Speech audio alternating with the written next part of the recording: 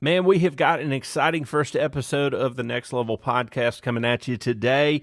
We are going to be talking to Mr. Nash Osborne from Vestavia United Methodist Church in Birmingham, Alabama.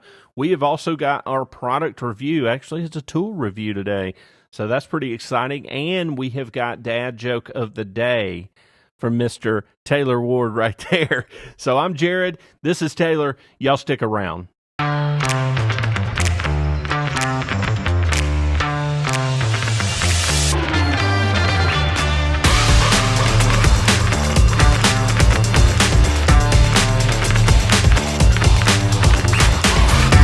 Hey everybody, welcome to the Next Level podcast. I'm your host, Jared, and I've got my co-host, Mr. Taylor Ward. Hey everybody. I want to welcome everybody to the Next Level podcast. So glad you are joining us for the very first time. Very first. We're in it. To win it. That's right. Mr. Taylor can't do anything in life without the old cup of Joe. Cup of Joe. Well, we want to, tell everybody a little bit about ourselves as we get into the very first episode of the Next Level podcast. We are the brains behind Next Level Integration in Birmingham, Alabama. I'm the owner, Mr. Jared Redmond, and Mr. Taylor Ward is our director of operations, and we're just super excited to just kind of start our little podcast, just something a little fun to do, and proud to be here. Just talk a little bit about what we do, passions we have, knowledge and experience that we have. We've got 34 years of combined experience throughout our company, and we've been doing a ton in the way of church integration when it comes to audio, video, and lighting. So, yeah, that's who we are. We're going to talk a little bit more as we go along about the things that we do on a regular basis. Our Next Level podcast is going to come out pretty much weekly. We're going to try to produce a podcast every week, and we've got some exciting guests. And today, we got the Mr. Nash Osborne from Vestavia United Methodist right here in Birmingham, Alabama. Technical director, is that? I think so. He's a smart guy. You know, he actually does everything. Yeah. I mean, he plays guitar. He's on the Hey team. That's what I like to say. Yeah. Like can-do team. Hey. Yeah. Hey. So, he does a little bit of everything. We're going to talk a little bit about that when he gets here in just a little bit. But anyway, so that's who we are. Like I said, we're going to dive a little bit deeper into the history of who we are, where we came from throughout the next few episodes. And we've got a ton of awesome guests lined up cool coming products. at you. Yeah. Oh, yeah. And cool products. And of course, the dad joke of the day. The dad joke of the day. Yeah, exactly. I gotta think of one. You better. Better. Well, During one of our breaks, I'll come up with some gold, just pure gold. Like, awesome. We should start monetizing it after this episode. So, I think we should monetize everything after this episode to pay for these awesome microphones and podcast desk and. Yeah, exactly. So, throughout the pandemic, we did a ton of installs, and we really decided as a company, give you a little bit of backstory. On-site productions is where I started my business, and we did a lot of live production. That's where I met Taylor, and he came in and did a ton of stuff for him. I call him the jack of all trades, so, but the one thing that we really had to, we need to monetize. I threw him off. Yeah, need to monetize that too. But one thing that we really learned through the pandemic is we have, a huge passion for helping churches and just being able to build relationships and, even this week as we've started a new project and just the people we get to meet. I mean, it's awesome what we get to do. And so we said, man, we really need to take this to the next level. So to speak. Literally had the logo made the next day. So next level integrations is kind of just something that we're just really passionate about, and just being able to help churches be able to grow their media ministry is what I like to say. So, and we started like in the meat of the pandemic, and didn't slow down. No. Had a few other jobs we had to focus on, and then picked up clients here and there, and we've stayed busy in it. Yeah, absolutely. And we've done installs. I think before I met you, you were doing stuff. I was doing stuff. But we just didn't give it some really deep thought, like, man, we really need to focus on this. We were doing so many other things, and when you really find what you're passionate about, the job is not really a job anymore. And so that's really what we want to be able to share with you folks. We also want to be able to have this as an opportunity for people to really see who we are outside of the seriousness of trying to get a job done. And so outside of just endless questions about, do you want this here or here? Now, this is why we would put it here, but do you want it here? Because we can figure that out. We just need to kind of nut and all of that. Yeah. You get to see our personalities now. Yeah. Yeah, absolutely. Googling dad jokes. No. Yeah, the dad jokes is really what's going to take it to the next level. So, but yeah, so we've got some exciting things in store. Got some exciting guests, great product reviews, awesome dad jokes. Who knows where it'll go from there. So this is just one of many, and we hope you'll really stay tuned and hang on tight and laugh with us, cut up, and if you want to see something, shoot us an email, shoot us a comment. Hopefully no bad comments. Subscribe. Oh, that's a thing. Subscribe and like. Listen for... And turn that notification bell on. Bing! Bing! That's right. So, anyway, hey, special thanks to Mr. Caleb. He's the man behind the camera today, helping us produce this podcast. And so we've got a lot of awesome guys that help us on the regular, and these guys have been just as excited about this podcast as we have. So I want to thank him for helping us be our producer. The producer Caleb. Producer. Engineer Caleb. The Boogster. That's what we call him. So anyway, y'all hang on tight. We're going to get Mr. Nash Osborne in here and cut up with him for a little bit. So coming right back at you. All right, welcome back to the Next Level Podcast. We have got a treat. The one, the only Mr. Nash Osborne. What's up, brother? This is awesome. Yeah, I've been looking forward to this ever since you told me about it. Man, that's awesome. Well, hey, here we are.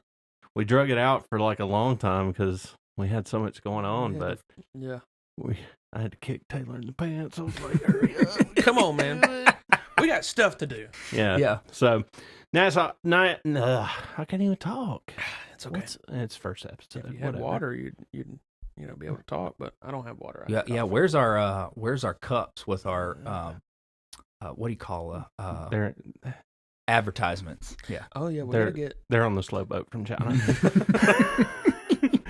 So, but Nash is from Vestavia United Methodist Church, and we have had the privilege of kind of building what I feel like is a great friendship over the years, and obviously we started out on a business level, but we have built a great relationship over the years. He is, like I said earlier in the show, a integral part, I feel like, of Vestavia. He not only leads worship, but he's the technical director, which I feel like he's insane.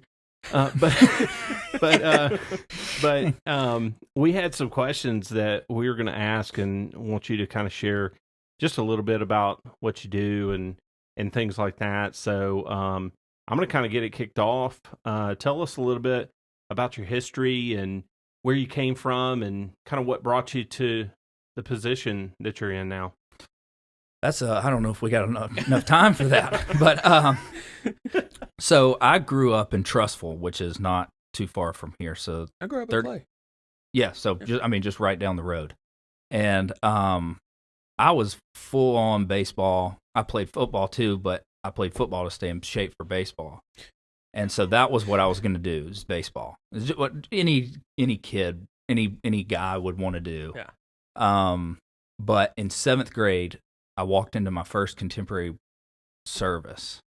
We had always gone to church. I grew up in the church, but we had always gone to traditional services. So, which I like, nothing against traditional, but I mean, there was just something about when I stepped into the contemporary service that was just like, this is it. This is awesome. And I never and there were some Sundays that we missed because of baseball tournaments and stuff like that. But if I could be there, shoot, I was there. And we Methodist, for whatever reason, nobody likes to I sit. like how he says that. We Methodist. We don't, for whatever reason, nobody sits on the front row. Baptist too, don't worry. Yeah, But yeah.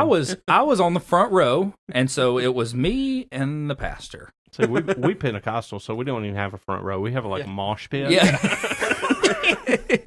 Hand raising section.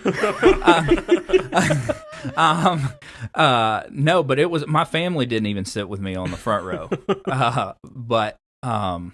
So Gardner Mosley was the worship leader there at the time. And long story short, he's now with us on staff at Vestavia. But I remember thinking, and oddly enough, it was one day when I was in the shower, I was like, if I have the option between baseball and leading worship, I would pick leading worship. And I don't know why that came to me in the shower, but it did. That's when the deepest, most integral thoughts come to you. It's a holy isn't it? place. Yeah. It's a holy place. Yeah. And so, I got to see this man's shower. but that's the first time that I remember ever thinking, maybe there's a different calling on my life. And anyway, kept going, growing up in the church. I'd go to youth. And Gardner and our youth pastor were really good friends.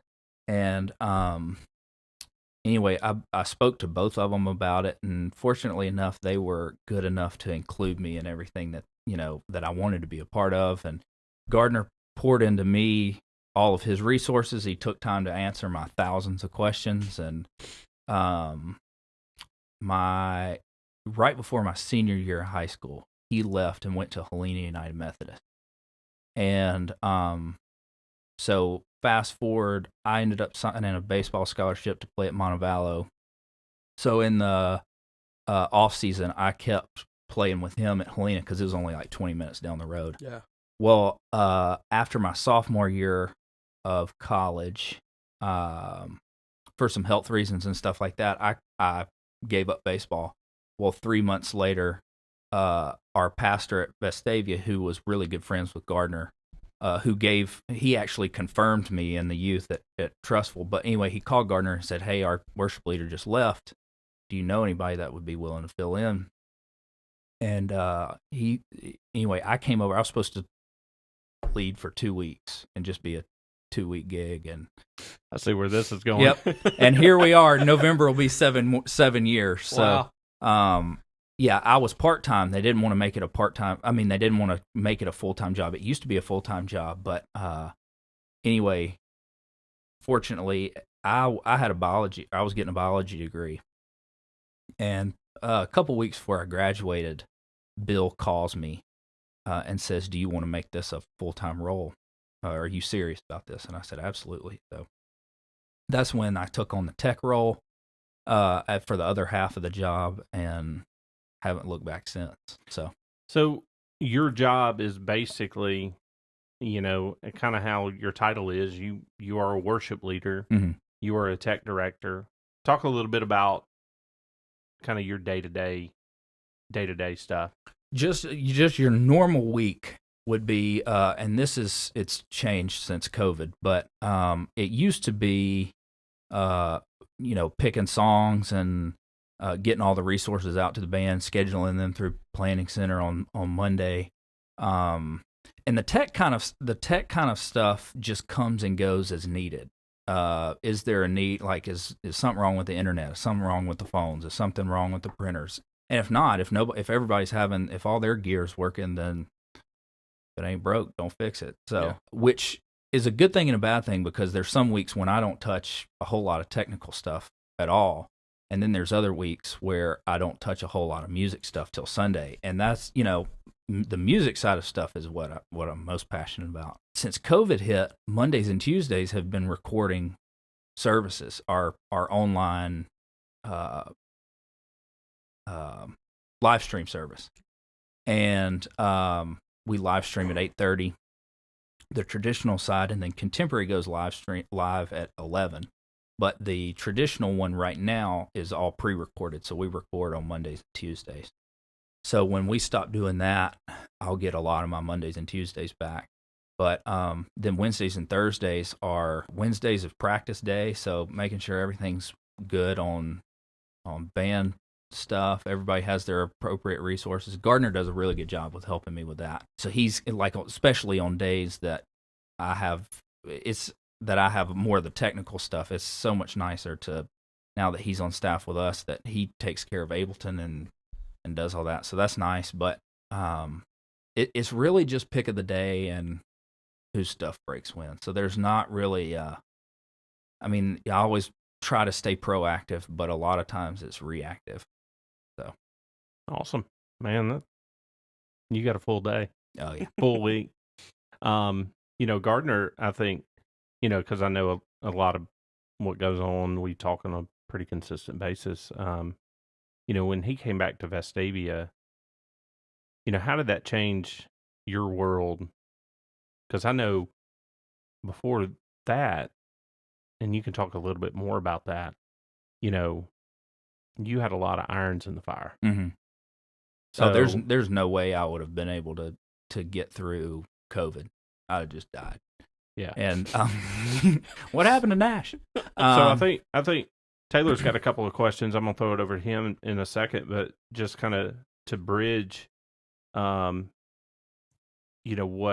this podcast is a lot about is based upon a lot of the technical aspects of it. You have a lot of technical responsibilities, right? But talk a little bit about your experience for the technology, because you can't be playing the guitar and fixing a speaker on Sunday morning, right, when it's 11 minutes till. Right. So I know Gardner plays a huge role in that. Talk a little bit about your responsibilities in those situations and how that kind of plays out with your relationship with him. Right. Well, he's, like I said, he's the one that taught me the majority of the stuff that I knew before. Well, really all of it before I got to Vestavia, and then I stayed in contact with him before, but with certain questions and stuff like that. But I mean, I know I've learned so much from y'all, and just as problems have come up that, whether it's Google or whether it's just a quick phone call to y'all or whoever it may be.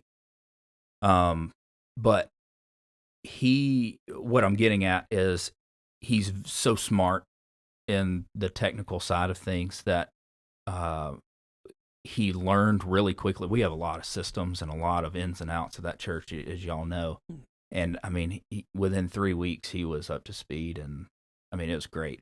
But just having somebody, a second pair of hands that knows the space and knows what they're doing. And the biggest thing is, if something goes wrong, having the the knowledge in that area to say, okay, what are the possibilities? And if it's this, where can that branch off, or where can this branch off? And he's very, very knowledgeable in all those areas. So it's so nice to be able to say, you take that problem, I'll take this problem. And I mean, we do a really good job of working together, and we just, both head in different directions. If there's two different problems, or we just go having two minds on the same issue, it gets solved even quicker. But it's been a blessing, and I couldn't. Like I said, I couldn't do it without him. On a lot of Sunday mornings, just a lot of prayer of please don't nothing go wrong. We don't have a lot of time. Hold your breath. Yeah. Just how's the prayer life been this week? So who's living right? Yeah, but and there are some Sunday mornings that everything does go smoothly, and very thankful for those. But I'm very thankful to have him when it doesn't go how we want it to go. So because there's two minds trying to. And he also, I mean, like you said, I mean, you touched on it. Like a lot of the things that you're passionate about, you learned from him. Right. Y'all are both on stage. Mm-hmm. Y'all are both technically minded. Right. And I mean, y'all are like two peas in a pod. Mm-hmm. And I see that, and I think our viewers, there's a lot of people out there that are looking for those people that they right. can rally around. Right. Because doing church on Sunday mornings is not for the faint of heart. Right. I mean, let's face it. I mean, we want everything to go right, mm-hmm. but devil's going to show up in some way. Right. And let's face it, it's usually in a soundboard. Right. Well, and yes. Or something. Well, just because, if you're in the congregation, just because everything looks smooth doesn't mean it went smooth. It to the people on stages or in the booth, especially. Fortunately, we have some quality people that are smart in the booth that can just think and just not like get rattled. And I always tell my team, we're gonna fake it till we make it. Right. Right. And good, and plan on not making it. So we're going to be faking it long time. But, we have a great team, but it's always interesting to see how everybody reacts when something goes nuts. So. Yeah, absolutely. What you got for the man? So since we're talking about things going nuts, I thought it'd be fun to hear some horror stories. Ooh. Everyone has them. Anyone, if you're in a technical role, you've had a horror story mm-hmm. of some kind. I know you have. I know I have. So I thought maybe each of us could just talk about. Oh yeah. The first one that comes to our mind, and I've got one locked and loaded. So you go ahead. I'll go ahead. Okay. Yeah, because I've got to think on I've got to narrow it down. Yeah, I've got one rolling. Y'all can think. So I used to be AV coordinator at Chaco Springs Baptist Conference Center. We had this event like a week or two before massive storms came. We lost 100% of power on campus for like 2 days. And it was really cool because you're out in the middle of the woods. But it's not really cool. It's peaceful at night. There's no lights. You don't hear any machines or anything like that. It's not really cool when you're the AV coordinator and you have a conference coming up in a couple weeks. That's a big one that a lot rides on, very, very high expectations. And so we're getting started for whatever. It was early on in my day, so I hadn't really gotten a good checklist of what I should check, how early ahead of time so that I can breathe easy come service time. So I do sound check. I'm feeling good. I'm like, all right, we'll turn on projectors now. I've got everything organized. We'll turn on projectors now. It's 15 minutes till service. We'll get rolling and everything will be great. Until one of the projectors wouldn't turn on. Oh. And this is in our main chapel where the projectors are 20 feet in the air, and again, high expectations. It's one of the state board groups, so like State Board of Missions for the Alabama Baptist. So you roll out the red carpet for them, and when stuff doesn't work, people get what's the word? People's heads turn. Hot and bothered.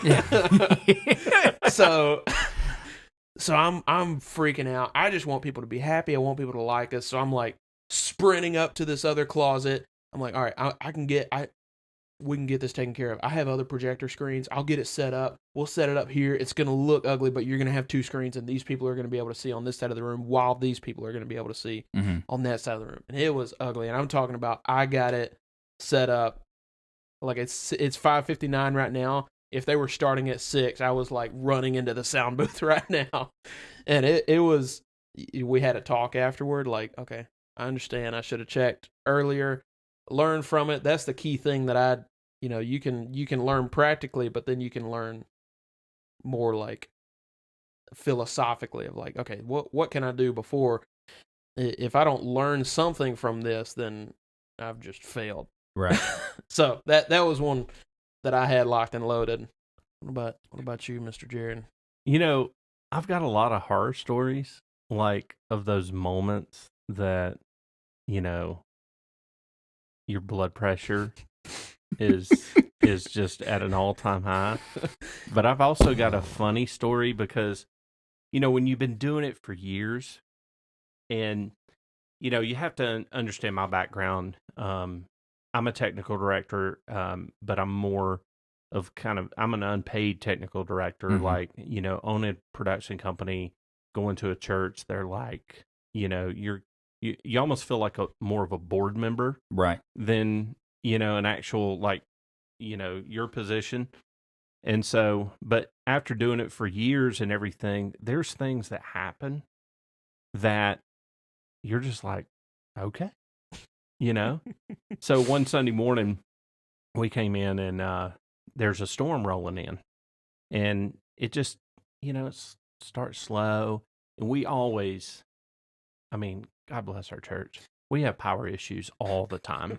I don't know what I think it's because we got a huge steeple, and it's just always being struck by lightning. Yeah. And so you hear the rain start, and we're about halfway through worship, and then all of a sudden, I heard the loudest clap of thunder that I've ever heard in my life, and within that millisecond, the power goes off, and I stand up, and of course, being who I am, everybody looks to me like I'm gonna pop a generator out of my pocket and like power back up. Here we go, guys. I just stood up. I threw my hands up in the air and I said, well, I'm worshiping now. Jesus, take the wheel. Because the funny thing about it was, it went pitch black dark, and scared everybody in the building. Yeah. It was so loud, and it went off, and like the band did not stop. Oh, wow. The drummer's still playing.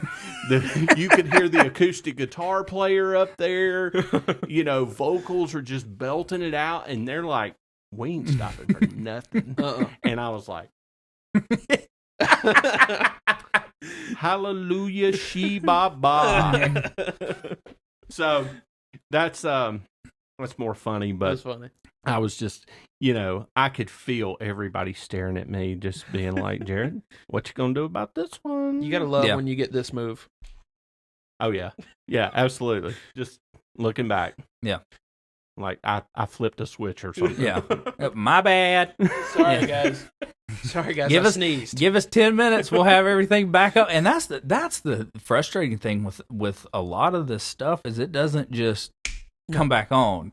You got to let it all cool down. If it's older lamp projectors, now they got the laser projectors that, if you got an issue, then you can just restart those in about 30 seconds, and that's great. Yeah. But the old lamp projectors, you're just, Yep. But and the digital mixers have gotten better since the first ones that I've like put hands on. Mm-hmm. But like analog, you just turn it on, and turn on the amps, and all right, let's go. Well, but so one funny thing, not funny thing, but horrible thing, a lot of people don't know about electricity, but a lot of big churches have three-phase power. Mm-hmm. And so we've actually had like a phase go out where like half of our sound system's on one phase and half of our sound system's on the other phase. So it's all just like... And it's like all the lights are on and they're like, why isn't the sound system going? I'm like, well, you can't really explain it to them. They're like, just looking at you. But anyway, what you got? Ooh, pick one. I'm gonna have to narrow it down to it was our big Discovery weekend, and we had over 300 kids coming. And not only do you have that many kids, but you have that many adults and volunteers. And so, I mean, it's 450, close to 500 people. And everything had gone smooth with load-in. We had outsourced some lighting and haze kind of thing. And load-in had gone super smooth. We were, band had gone, rehearsed. It was great. Everybody knew their stuff. So we were actually feeling pretty good about not feeling rushed when we got up there on the stage. Well, it came time to haze the room, like turn it up for the rest of, for our first session. I mean, he had run some to like program lights and stuff like that, but he must have gotten a little trigger happy. Anyway, long story short, fire alarm goes off. And this is on Friday afternoon. And I know exactly what we're talking about. And this is on Friday afternoon. And, most of your average, the fire alarm company who, at least the business side of it, who could flip the switch off for X number of hours. Anyway, we had a runaround time getting in touch with them, but we had to get in touch with our fire marshal first. And it wasn't even the fire marshal. It was somebody he's a church member, but and I can't remember his title that he's reached, but he's very important in the Vestavia fire department world. You like those people. He's a VIP. And anyway, we had to get in touch with him and said, hey, can we turn this alarm off for, the next 4 hours, please? And he goes, yeah, I think as long as you have people standing around. Anyway, but we got it all back up and going about 30 minutes before this thing started. And this whole ordeal about, yes, this is finally an event we're not going to feel rushed about. This is not going to feel, we're not going to be sweating when we start. We might be sweating later, but we're not going to sweat when we start. Anyway, that got all flipped up. Yeah, that's probably the biggest surprise. Yeah. Yeah. Oh, man. It's great. Well, that's crazy. Well, hey, final question. Let's talk about, kind of jumping back to like your weekday role. Mm-hmm. You mentioned it, and obviously people have kind of caught on by now. We do a lot of work together and help Vestavia out on a pretty consistent basis. Talk a little bit about that relationship when it comes to like, planning an install, planning work that you're wanting done, and kind of from a pastoral side of things, how does that come about, and how do you play a role in that?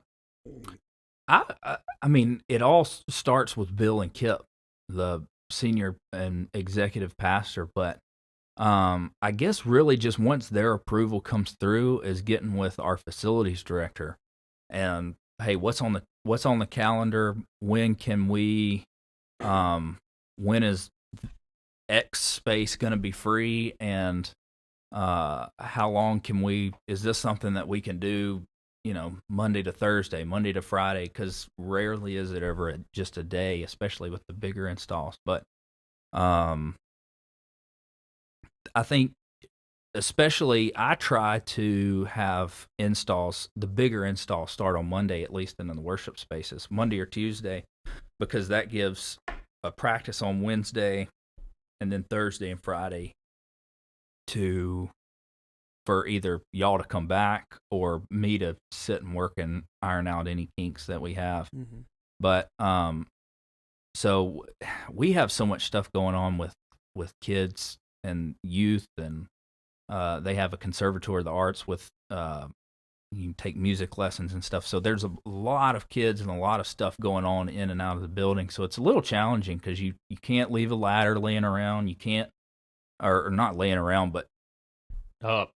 Yeah. Unmanned. Well, and you can, I think the hardest one, and you can attest to this, has been the security cameras in the day school because of the whole ladder thing in classrooms, and maintenance on those. How can, when are these kids going to, recess? And they only got 15 minutes. And so what happens if you can't? Well, to give kind of the viewers and listeners a little bit of context, one of the very first jobs we ever did was a closed circuit television security system. So with that, we put in cameras in almost every room. Right. And we've got 111, I think, right now. Yeah. And still not covering the whole. Yeah. place. So, outside, inside, and most of them are in, y'all's day school area where y'all have kids, basically, essentially like a daycare, preschool type area. And, the security of the children in the day we're living in is super important. Right. But, doing that, there was some challenges. It wasn't challenges that were hard to overcome. Right. But, when you have a daily school that's meeting and you need to get in there and run a cable and install a camera, and then you have to come back and focus it and things like that, there's some hurdles. Right.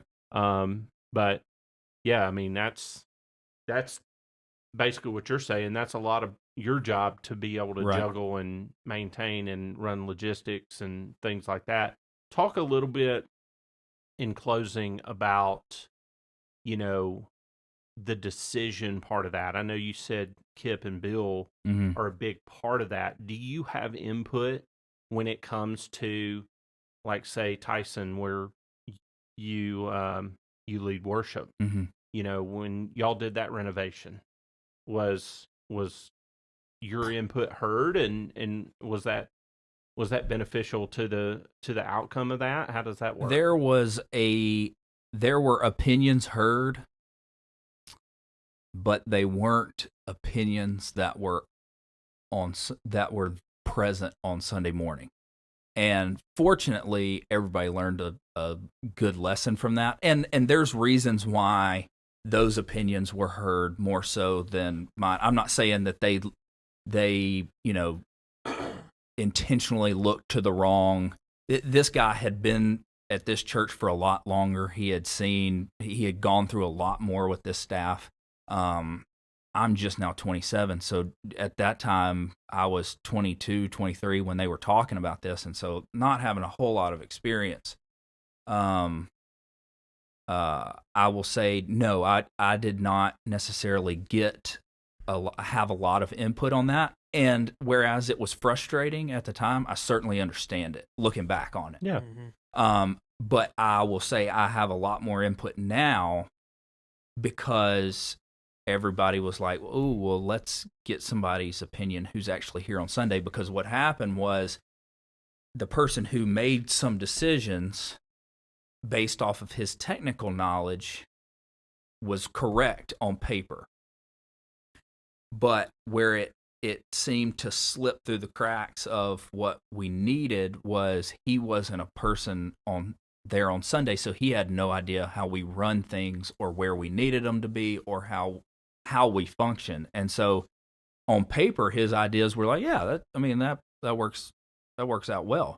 But logistically, how we function on Sunday morning, it was not the best. And so I think now that I have a lot more experience under my belt, I turn to you guys a lot about a whole lot of decisions and say, I may not know the best answer, but I know somebody who can get it done. And so, that's when y'all come in and say, here's what we think you need to do. Here's that. But I have a tremendous relationship with the powers that be. And I feel like over the last years, I've gained a whole lot of confidence from them and a whole lot of trust. And so, and that just came with time. I knew I needed to serve my time, and I needed to, but it certainly helped me gain some trust and stuff when I was able to, get in contact with you guys and say, here's what we do on Sunday morning. Here's how we need all of this stuff that was maybe on paper a good idea. Here's how we need it to be changed to a logistical. Well, and I think, and I'm really talking to like the people that are listening. Mm-hmm.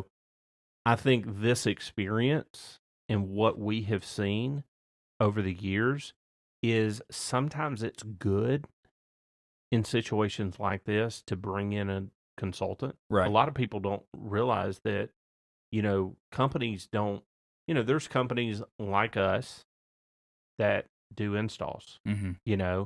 They figure out what they want. They call us, very cookie cutter, textbook. Right. Do the install, we're done. Mm-hmm. But we also offer a service where we consult. Right. And, when y'all did the sanctuary and y'all did Tyson, we were a consultant on that. Right.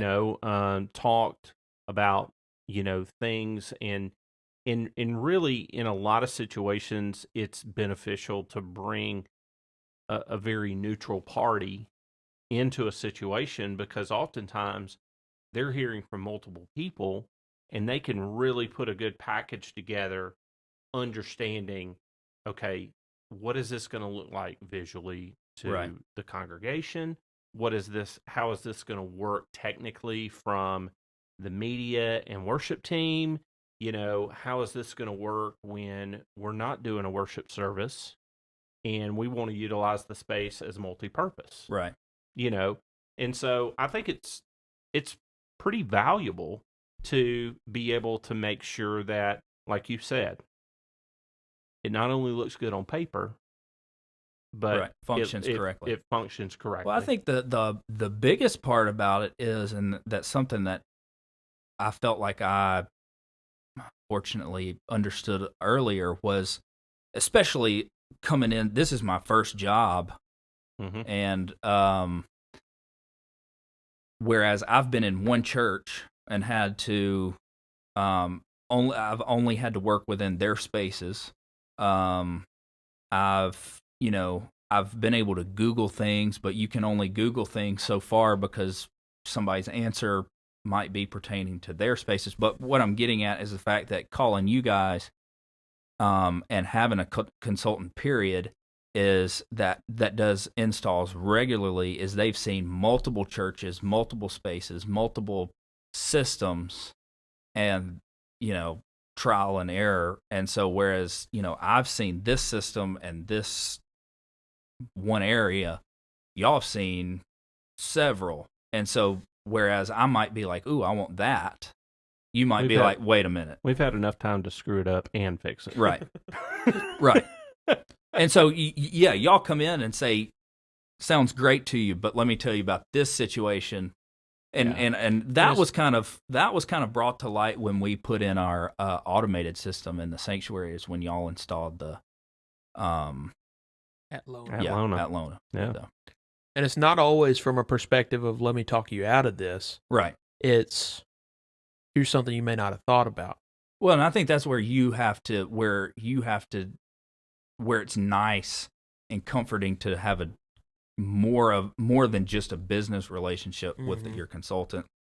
Then you can trust them and say, go for it. Yeah. For years, like y'all had, this may not sound like crazy and over the top, but the one thing that pops out to me is for the longest time, y'all had multiple pastors crossing over from your traditional space to your contemporary space. Right. But you had wireless microphones from two different brands and two different frequencies. Right. So you had Audio-Technica in the Sanctuary. You had Shure in Tyson. From the 1920s. Yes. Yeah. And finally, when we got you on the same page, you wanted to upgrade, but then it's like, well, we want to get on the same page so our body packs can work, our transmitters can work in multiple spaces. Right. And then took it a step further in, let's look at a system that will give you rechargeability, the capability of recharging your batteries. Right. So you're not spending millions of dollars on AA batteries. Right. So, it's things like that, putting you on the right avenue. A lot of people will think, I would like to upgrade because it's from the 1950s. Yeah. Well, we can upgrade, but what are we going to upgrade to? Right. Well, and I just think being able to step back and think, all right, this is what we need now, and here's our need now, but where are we going in the future? And I think that's when we all kind of collaborated together and were able to step back and look at, because we only did the Sanctuary first. We didn't do Tyson. And we still only have a couple of mics in Tyson now that have been replaced, but being able to sit back and think, all right, we have traveling pastors that go from traditional, contemporary, traditional, however it goes. And we have two different systems now. How can we make it the most easiest on them to where they're not having to unrobe? For contemporary, we don't wear robes and stuff like that. But for when a traditional pastor came down to Tyson, he's having to take his robe off, take his suit off, to take his headset off, change headsets, and then do it all. Now they wear one headset, and all they have to do is unclip their pack, go to the next room, clip it into a pack, stick it in their pocket, and they're ready to go. And that was just because we had time to sit down and think with you guys about, here's where we're going. Here's the big picture. Yeah. So. Yeah. And that's huge. That's huge. I mean, we can do that on a consultant basis. We can do that on an install basis. I mean, for you guys, y'all really have the time, and you've got, full-time staff members to be able to think about that type stuff. There's a lot of churches out there that they don't even have time to think about it. Right. They don't study the technology like you probably do. I mean, you're well advanced, obviously, to be able to take on this role. But there's a lot of churches out there that, I mean, if they were completely honest, they don't know it. Right. And they want you to be able to come in and say, what do I need? Right. Probably the vast majority of churches just don't have a person that know it. And so Vestavia is a decent sized church. My church, we might have 70 on a Sunday morning. And everyone that might have any technical knowledge is a volunteer. Luckily, I do it for a living. Yeah. But, that there's not a lot of churches that have that, and being able to build a rapport where you can come in and say, hey, I'm going to think on behalf of you, and it's for the better of your workflow. Right. And it really takes somebody, on our end to be knowledgeable enough to ask the question. Right. Because the last thing we want is to put a cookie cutter system in. Right. We want to give you what you really need, and you don't know what you need, right, but we'll find that out. Well, and then you asking the right questions, I might not give you the correct answer, but you're like, I know what you're thinking. I know what you're saying, and bear with me.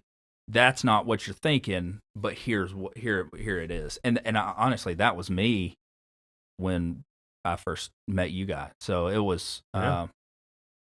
As someone else who was thrown into a leadership position young, I interviewed for the job and was offered, and it was a huge blessing.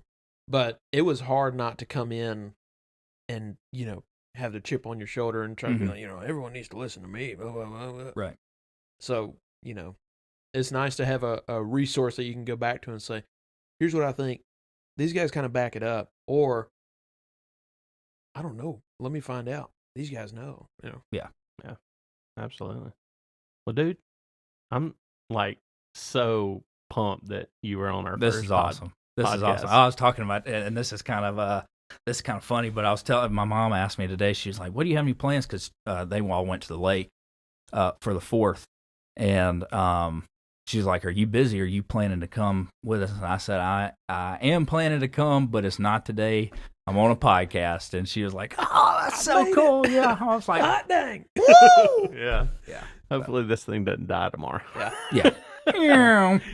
We'll get at least this episode out. Yeah. Promise. Good with me. Well, hey, stick around. We've got our product of the week. I was going to say day, but we're not doing daily podcasts. Oh, Sorry, guys. Goodness, no. Product of the fortnight, maybe? Yeah, exactly. So y'all stick around, and we're going to do product of the week. Awesome. Okay, so we've got this really cool product here. Is product review time. Nash is with us. We just heard from him. Nashs. Nash's. I've been called worse. I've been trying so hard to think of a gnashing of teeth joke. Well, here's one for you. And it's not gnashing of teeth. So my middle name is Thomas. So Nasty boy. Yeah. Nasty boy. Nasty. So we've got this, actually, I mean, it's a product, but it's a tool that we use. We've just used it Monday, called the Magna Spot. It's a really cool tool. Oftentimes you need to punch a wire through a wall, concrete, sheetrock, whatever, and you do your best guess finding. Like you do a good job, but sometimes you're not just exactly lined up. So what this does is it has a transmitter and a receiver. The transmitter will send a signal through the wall. It's got a needle to punch into sheetrock, and the receiver will tell you which way to go, which direction to say, bingo, drill right here. That's awesome. Jared, be my eyes. Ooh. Oh, you can hear it vibrating. Yeah, you can hear it vibrating. I'm going to step away from the microphone. Okay. So I'll explain it. Basically this thing will transmit. I've had it transmit up to a 10-inch wall, concrete, solid concrete. And the biggest thing is you want to make sure that you're not going to hit a conduit. You're not going to hit something on the other side of the wall. And there's no way, we don't have x-ray vision. So this thing will allow you it has a pin tack on the front, so you can stick it right into sheetrock, or it has this little sticky stuff where you can tack it, stick it onto the wall. I use tons of this on concrete, and then it's got a hole right there in the middle. So once you get all the arrows lit up, then you pop your hole right there in the center. So super cool. We used it at Nash's church several times when we were putting exterior cameras and running cables through walls and stuff like that. So it's that blew my mind when I got to use it for the first time. It's a cool tool. Yeah, that's very cool. And Magna Spot also has another product I think we're going to review, the Magna Pull, and that's a cool product as well. So anyway, we like to share our products because we know there's people that like to do stuff on their own. I mean, y'all people have a Nash. I didn't even know about this. This is awesome. Yeah, I'll have to get one. Super cool. So yeah. Well, awesome. Well, man, thanks bro. Thank you for having me. This is awesome. This is my first podcast. Hopefully it won't be your last. Right? Yeah. We will have you on again. We're going to be trendsetters. The only issue that I have with this, because we need to be fair. Okay. We need to be fair. All right, before you, go on and give your issue first. So, the Magna Pull mm-hmm. has a magnetic element. Mm-hmm. This doesn't. It makes up for it in the cool department. So where's the issue? If that's the only issue, A+. So what would you, out of 10, what would you rate it? I definitely rated about a 9, Yeah. 9.5. It's pretty solid. Like we were doing a job Monday when we used it, and it went through. Honestly, it was sheetrock, open, and sheetrock, so there wasn't much in the way. It was, But it was a good 12-inch. It was 2 layers of like thick 5/8 inch drywall Mm-hmm. with, I'd say, probably a 12-inch airspace in the middle. Yeah. Wow. And we found right Ding! where it went, poke it through. Yep. Makes for a quicker job too. It's a lot easier than going, okay, do you see the 2-inch pipe that's right above the 1-inch pipe, and it's really more like above it to the left. No, you don't see that? Do you see it? But what about on the other side? Pop over into the ceiling tile next to you. What about the ceiling tile on the other side? That's just dreamy. Yeah. Dreamy. Dreamy McQueenie. Taylor rates it dreamy. All right. Well, man, that's a wrap. It's Right? been awesome. Thanks for being Yeah, here. thanks for having me. coming. Yeah, absolutely. I'm glad we got to do this together. Yeah. Can we just hold hands? No? Okay. All right, cool. It's COVID, so. Who cares about that? Anyway, so that's a wrap. First podcast of the Next Level podcast. And so until next time, where you might hear Taylor say, Do you think the man who invented the universal remote said, "This changes everything"?